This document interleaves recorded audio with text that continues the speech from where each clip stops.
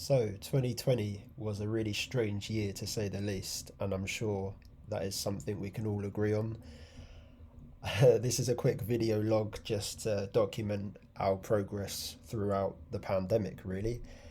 At the start of the year, we had our show, which was Night of the Marvelous. That was a pretty good turnout, and it enabled all of our groups to have the opportunity to showcase their talent and meet all the other students and just put on a great show, really. So we had a really great time. There were some technical difficulties, but any great show has them. And yeah, that was us kicking the year off. We also had our other group perform at the West London Business Awards, and that was also a great turnout. And that was had a quite a high attendance rate, so that was really good. And then come March, that's where it all kind of went downhill.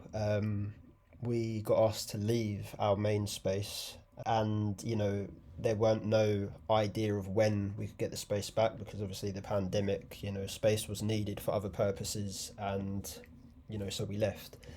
Um, so obviously that was quite hard. We needed to start looking for another space so that when the lockdown did end, we'd have somewhere to return to.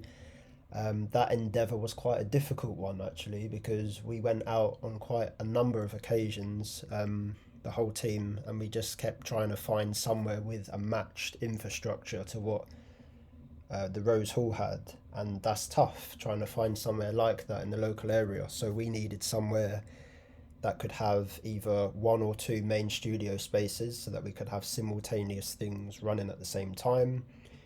We needed it to have toilets. We needed it to have a kitchenette. We needed it to have some form of waiting area because when there's different classes going on, there needs to be somewhere for respite. These sort of operations that would just run like clockwork there. I mean, it wasn't in the best condition, and there was a lot of things that could have been up, well, still need to be updated there, but it worked for us. So losing that was a massive blow to us. So yeah, as we said, we went out, we tried to find similar spaces in the area, and the main obstacle that we were faced with was either it didn't have the same level of infrastructure, so it didn't have the car park, the kitchenette, the toilets, etc., and the storage, or it just was too much on rent. Like we're talking, some people want in excess of £20,000 just for a basic space. And as you know, to groups that don't have that kind of income or finance, that's a massive ask, and it's impossible, really. So that's we pretty much struggled with that, and we're still looking now to this day. I mean, we've been in at least, we've lost count. That's how many buildings we've been in and how many landlords we've spoken to, etc. We were actually supposed to get our own space at the start of the year before the pandemic, and we spent 3 years planning that. We've got another video on that one, but it was quashed last minute because it was going to cost too much money to do apparently, and the council deemed it unworthy. So we're not sure what happened to that space or what's going to happen with that space, but it was an underground car park opposite the Green Dragon School, and it had plenty of space for us to do what we needed and convert into the charity headquarters with multifunctional spaces, but that didn't go ahead. So there was that.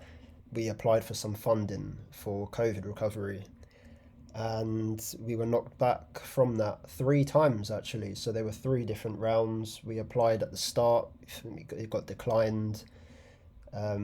We gave more information. Again, it got declined the second time a few months later, and now February 2021, it's been declined again. So not only have we had to contend with losing our main space, but we've also had to contend with not being granted the funding we need at the Brentford site to come out of COVID basically. So this is something that we're currently working on now, whilst offering our virtual services and everything else online. So just to add to all of that chaos, while we were working on everything else, our main system, I'm talking like the main system that we use for like the heart and soul of Alliance, that broke down randomly. So I think it was overloaded with everything we had to do on it. We were literally having to do everything from administration to video editing, music editing. Everything was going on that Mac, and it obviously it gave way at a very crucial time actually, because this was at a time where we were having to transition all of our services to virtual ones, and it was the first time we'd had to do it on that scale. So the demand was very high, and we didn't have the necessary bits and pieces to make that happen. So that was a massive challenge happening in the midst of everything else. And then to follow on from that, our videographer broke his camera in a freak accident. So he was doing some video work outside on another project, and unfortunately, his camera got damaged while he was out in the field. So again, a lot of damage happening with that. So again, we were without a computer, without a space, and now without a camera. So it was all happening at once. And in all of this time, we were still waiting. We were still liaising with the council and the councillors, going back and forth. We've exchanged hundreds of emails so far, and there was no resolution as to when or how we could get back. They did say that they would find us another space and they would help us, but still, there's been no movement, little to no movement on that, and little to no word on that. So we're at a stage now where we feel like quite a burden, so we're going to keep looking into other avenues, and we're going to keep sitting down and having discussions on how we can move forward, and we are working very hard to make that a reality. So moving forward into the new year, it's a new year. We need to come with new motivation and a new outlook really on how it is we approach coming back. So what we've said is we'll wait to see when this lockdown ends, and we will be putting out a date so that all of you guys can have something to kind of cling on to. We know how hard it's been for everyone. A lot of people have messaged us, emailed and called asking what's going on, what is actually going on, when are we going to get to go back, when are our children going to get to go back, because they're suffering at home, not just physically but mentally, and there's all these things going on and they need to get their service back, and we fully understand that and recognise that. So we are working round the clock to make that happen. So once we get that date, that'll be published to everyone, all of our beneficiaries. And then from there, we'll also tell you where the new venue will be. We're still trying to work out that little step there. It's the most crucial step. We're not getting much support in that endeavour, to be honest, but we are still trying to work on that. So we anticipate by around March going into April, we should know these crucial little bits of information.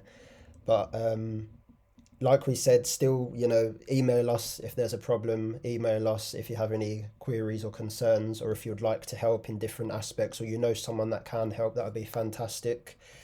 And above all, keep the positivity high, because in times like this, we only succeed and we only, come out the other end when it's a group effort basically. So if we all keep positive, we all keep working towards getting back, and just staying mentally and physically active, then there'll be no problem at all in having a really great year.